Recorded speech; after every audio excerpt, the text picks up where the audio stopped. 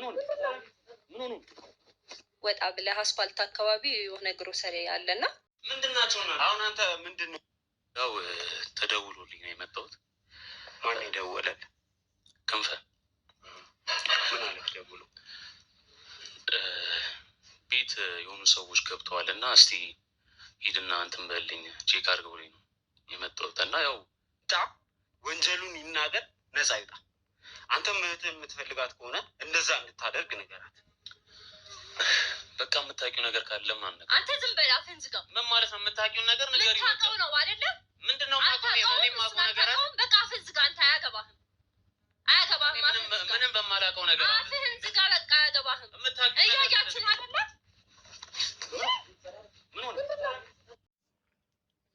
ብቻ ለሁላችንም ልቦና ይስጠን። በጣም ሰው አደገኛ እና ጨካኝ አረመኔ ሆነናል። እኔ እንጃ እውነት ከምን አይነት ሰው ጋር እንዳለን አላውቅም። ከባድ ነው። በዛም ስትሄዱ ከባድ ነው፣ እዛም እንትን ስትሉ በጣም አስቸጋሪ ሁኔታ ነው።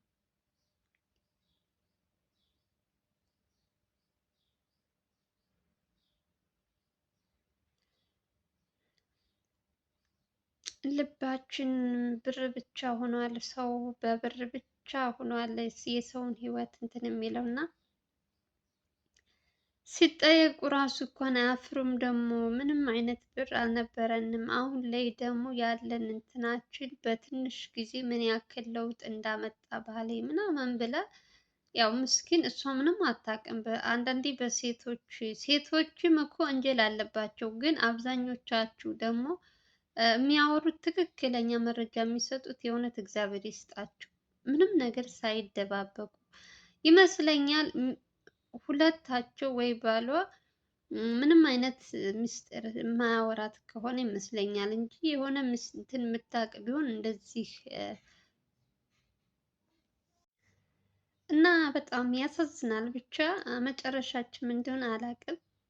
በዛም ስትሄዱ ችግር ነው፣ እዛም ስትመጡ እንደዛ ነው እና እነዚህ ሰዎች ለሰው ብለው ነው እንደዚህ ራሳቸውን እንትን እስከሚሉ ድረስ የሚደክሙ ጠዋት ማታ። እና ሌላው ደግሞ በብር እየተገዙ ደግሞ ብዙ ወንጀለኞች አሁን እነ ዘላለም እና ልዑል እንግዲህ ብዙ ርቀት እየሄዱ ነው። በሚሄዱበትም እያያችሁ ነው አዳዲስ ነገር እንዴት አይነት ችግር ውስጥ ገብተው ሰዎች ብር አገኘን ብለው የራሳቸውን ህይወታቸውን እንትን እያሉ ያሉ ሰዎች በጣም ብዙ በርከት ያሉ ሰዎች ናቸው እና ከነሱ በጣም ብዙ እንደዚህ አይነት ስራ በሌላም በኩል እንደዚህ ከመስፍን ጋር አብረው የሚሰሩ ሰዎች እንግዲህ በጣም በርከት እያሉ ነው። በየጊዜው የምናያቸው ሰዎች በጣም እየበዙ ነው።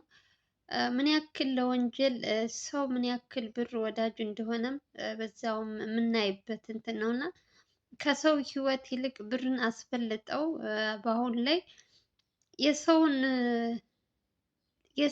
ሰው ልጅ 2 ዓመት ሙሉ ታግቶ እየተሰቃየ ስማቸው ሳይቀር እነ ማህሌት እንደሆኑ ምናምን ሁላቸውም ያውቃሉ። እንግዲህ ተይዘው የሚለፈልፉ ሴቶችም ሆነ ወንድም በጣም የሚያሳዝነው ያውቃሉ። እያወቁ ግን የእነሱ ስቃይ ምንም ሳይመስላቸው ብሩ ብቻ አሳስቷቸው ህይወታቸውን እየቀጠሉ ነው እና በዚህ መሀል ላይ ግን እየተጎዱ ያሉት ማናቸው? ልዑል እና ዘላለም ናቸው እና እነሱ ደግሞ ጠዋት ማታ እንግዲህ በልዑል አይታችሁ ሊሆን ይችላል በውሸት ከሰውት ያላገተውን ልጅ አግተሃል ብላ መታ ምንም የማያውቀውን ያው ግን እውነቱ ሲገለጥ ሴትዮዋ ምንም አይነት ልጅ እንደሌላት መሀን እንደሆነች ያው በትናንት በልዑል የተለቀቀ ቪዲዮ አለ፣ ገብታችሁ ያላያችሁ ማየት ትችላላችሁ። ምን ያክል ውሸት እንደሆነ ማለት ነው። ልጅ እንደሌላት መውለድ እንደማትችል ሴትየዋ በራሷ እንትን ሰምተናል። እንግዲህ ያው የመስፍን ብር ምን ኃይል መግዛት እንደሚችል ሁላችንም እናውቀዋለን። ያለው በብር ሰው ብር ምንድን ነው? ችግር መርፌ ያስወጣል ይባላል። አንዳንድ ጊዜ ለችግራችን መፍትሄ ያገኘን እየመሰለን የሰውን ሕይወት አሳልፈን በብር እየገዛን እየሸጥን ማለት ነው እና ቆም ብለን አናስብም። አሁን የሚመጣውን ብቻ ነው እንጂ ነገ ጠዋት ወይም ከብሩ ጀርባ ምን አይነት ችግር ይዞብን ይመጣል ብለን አብዛኞቻችን አናስብም። ለአሁኑ ብቻ ነው፣ አሁን ላይ ብቻ ነው መደሰት የምንፈልገው። ግን ይሄ ግን እኔ እንደ እንትን እንደ አማራጭ አላየውም። ብዙ ሰዎች ችግራቸው እንዳለ ሆኖ ለሰው የሚራሩ አይደሉም። ቢያንስ እንኳን ቤታቸው ውስጥ እንኳን አይደለም እንትን ብለው ታግተው እንኳን እያዩ ምንም ነገር ምንም የማይራሩ ሰዎች ናቸው የምናያቸው ሰዎች እና ምን አይነት ልቦና እንዳላቸው ባላቅም እንዴትስ እንዳስቻላቸው ሰው ልጅ እየተሰቃየ እያየ እንደምንም ሳይቆጥሩ ብሩን ተቀብለው እንደዚህ የራሳቸውን ህይወት የሚቀጥሉ ሰዎች እነዚህ ሰዎች ጤነኛ ናቸው ብዬ አላስብም። ይኸው መጨረሻ ላይ ይዞባቸው የሚመጣውን ጣጣ እያያችሁ ነው እንግዲህ። መያዛቸው አይቀርም፣ ይያዛሉ። ግን እነዚህ ሰዎች አያሳዝኑም? እነ ማህሌት ከወንድሟ 2 ዓመት አይደለም 2 ዓመት ይቅርና ሰው እኮ ለአንድ ቀን 2 ቀን ቤት ተዘግቶብሽ እንዴት እንደሚጨንቅ እናውቀዋለን። የእነዚህ ህመም ምንም ሳይገባቸው ብሩን ብቻ እያሳደዱ የሚሄዱ ሰዎች ግን እነዚህ ሰዎች ያው ሁሉም ሰው ቅጣቱ ማግኘት አለበት። በዚህ መሀል ደግሞ ልዑልና ዘላለም በጣም እየደከሙ ነው፣ በጣም እየለፉ ነው። የእነሱም እግዚአብሔር ልፋታቸውን ይቁጠርላቸው። ማህሌትም እንግዲህ ብዙ ጊዜ እያያችሁ ነው፣ ሙታለች ሙታለች ነበር። አሁን ደግሞ ሰሞኑን ደግሞ እንዳለች ደግሞ በጣም ብዙ ሰዎች ከነስሟ ማህሌት እንደሆነች ምናምን እየተናገሩ ነው። እና ይሄ ራሱ አንድ እንትን ነው። የዚህ ሰውዬ ቅሌታም የሆነ ሰውዬ መጨረሻው ምን እንደሚሆን እንግዲህ አላቅም። እስካሁን ድረስ በጣም ብዙ ሰዎች እያደከመ ነው፣ ብዙ ርቀት እየሄደ ነው። ግን ይሄ ሰውዬ አሁን ሲያዝ ምንድን ነው የሚለው? መጨረሻውስ ምንድን ነው? በውሸት ሰዎችን እየገዛ በብር እየገዛ ውሸት እንዲያወሩ እያደረገ ከትልቅ ሰው ሳይቀር እንግዲህ ትልቅ ባለፈው ልጅ ጠፋ ብላ የመጣችው ሴትዮ በጣም ትልቅ ሴትዮ ናት። ከሷ ምንም የማይጠበቅ ነገር ነው እያለቀሰች እየተወነች የነበረችው። እና ይሄ የመስፍን ነገር ተወርቶ የሚያልቅ ነገር አይደለም። እኛ ተከታትለን የምናየው ይቅርና እንዲሁም አንድ ቀን ቪዲዮን ያየ ሰው ራሱ ምን ያክል አረመኔ እንደሆነ ጨካኝ እንደሆነ መገመት አይከብድም። እና ብቻ ልቦና ይስጠን ለሁላችንም። የእውነት የሰው ልጅ ይህን ያክል መጨካከን፣ ይህን ያክል አረመኔነት ግን በስመ አብ እንዴት ሳስቻለው። እርግጠኛ ነኝ ይሄ ሰው እህት፣ እናት፣ ማንም ሰው ያለ እናት አይፈጠርም መቼም ይኖረዋል። እነዚህ ሰዎች ነገ ጧት ምን ይሆናሉ የኔ እህቶች ወይም እንትኔ ብትያዝ ብሎ የሚያስብ አይደለም። ሲጀመር የዛሬን እንጂ የነገን የሚያስብ ሰው አይደለም። አዎ ብቻ ከባድ ነው ጋይስ። ብቻ በጣም አስቸጋሪ ሁኔታ ሆኖባቸዋል። ለነ ልዑል ራሱ እውነት ተይዞላቸው የሚያርፉበት ቀን ይመጣል። እሱ ተይዞ እነ ማህሌት ደግሞ ተገኝተው ከወንድሟ ጋር ብቻ እሱ ቀን የናፈቀኝ እውነት።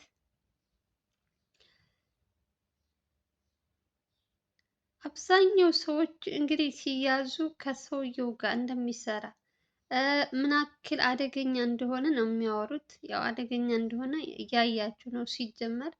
ግን ምን ያክል በቤታቸው ውስጥ ለውጥ እያመጣ እንዳለ ሰውየው በብሩ እየሰጣቸው ህይወታቸውን እያበላሻችላቸውም እነሱን ደግሞ የተደሰቱ መስሏቸዋል። ያው አንድ ሰው ብር ስትሰጪው ደስ ይለዋል፣ ግን በኋላ ይዞበት የሚመጣውን ጣጣ አያውቅም። አንዳንዴ ያው የሰው ልጅ በብር እንትንም ብሎ የመጣ ነገር ደግሞ በጣም አስቸጋሪ ነው። መጨረሻውም አያምርም። የሰው ላብ የሰው ነው። ሁልጊዜም እንደምላችሁ የሰው ገንዘብ መመኘት ጥሩ አይደለም። መጨረሻችን ያው ወደ ታች ስለሆነ ማለት ነው። የእነሱ የልጆቹ እንደዚህ ስቃያቸው እንደዚህ እስካሁን ድረስ እንትን ያላቸው ሁሉ የእውነት ይሄ ተይዞ እኔ እንጃ የእውነት ምን ያክል ፍርድ ለዚህ ጨካኝ አረመኔ ሰውዬ እ ሁሉም ሰው በዚህ መማር አለበት።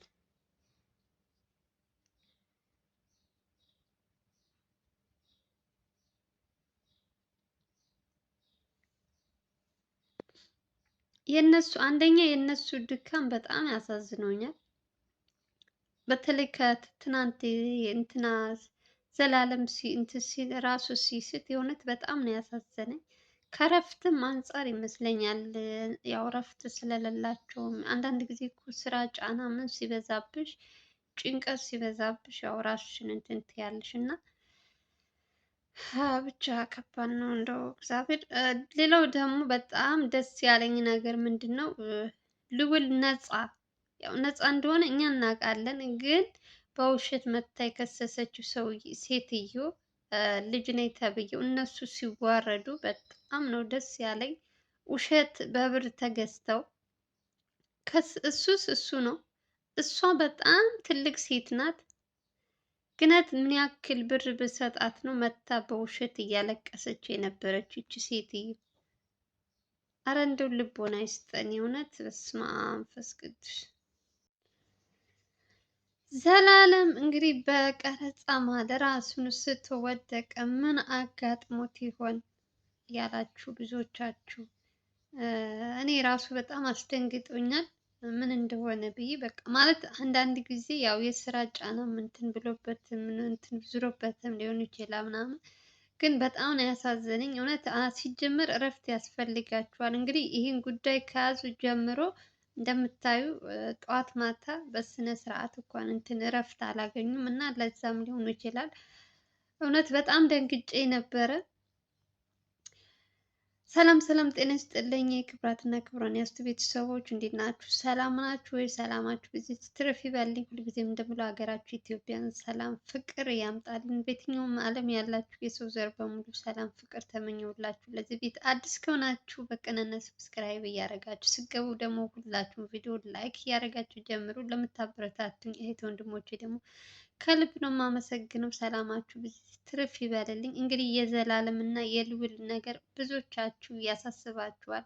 መጨረሻ የነ መሀሌት ነገር ምን አይነት ምን ይሆን እያልን እኔም ከኔም ጭምር ማለት ነው በጣም ብዙ የሚያሳስበን ጉዳይ ነው እና የመስፍን ነገር መቼ ነው ማቋጫ ያለው? መቼ ነው የሚያልቀው? መስፍን መቼ ነው የሚያዘው? እንግዲህ መስፍን ብዙ ጊዜ መስፍን ነው እየተባለ ሆቴል ውስጥም እንደዚህም ብዙ እንትን እየያዘ ነበረ። ዘላለም እንግዲህ ያው አንደኛ ነገር የእሱን ፎቶውን መልኩን ስለማያውቁ ይመስለኛል በጣም ብዙ እንትን ችግር የሆነባቸው በዚህ ስራቸው ላይ።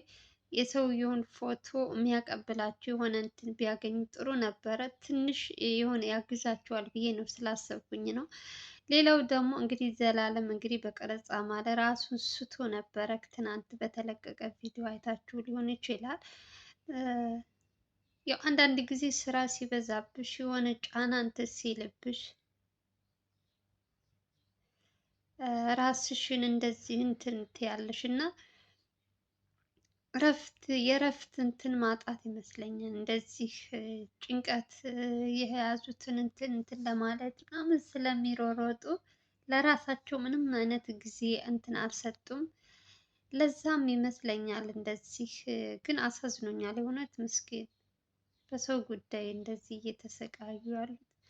ያው እነሱ ለሰው ብለው ነው የሚሰቃዩት። እንደዚህ ደግሞ አረመኔ ጨካኝ የሆነ ሰው ደግሞ እንደምታዩት ኢትዮጵያ ውስጥ እንግዲህ በብር ብዙዎቻችን ህይወታቸው እየተበላሸ ያለው በብር እየተገዙ ነው እና አይደለም ወጣቶች ይቅርና ትልልቅ እናቶች ራሱ በሚያሳዝን ሁኔታ በብር እየተገዙ ማንነታቸውን እየሸጡ ያሉ የውርዴት እንትን ነው እና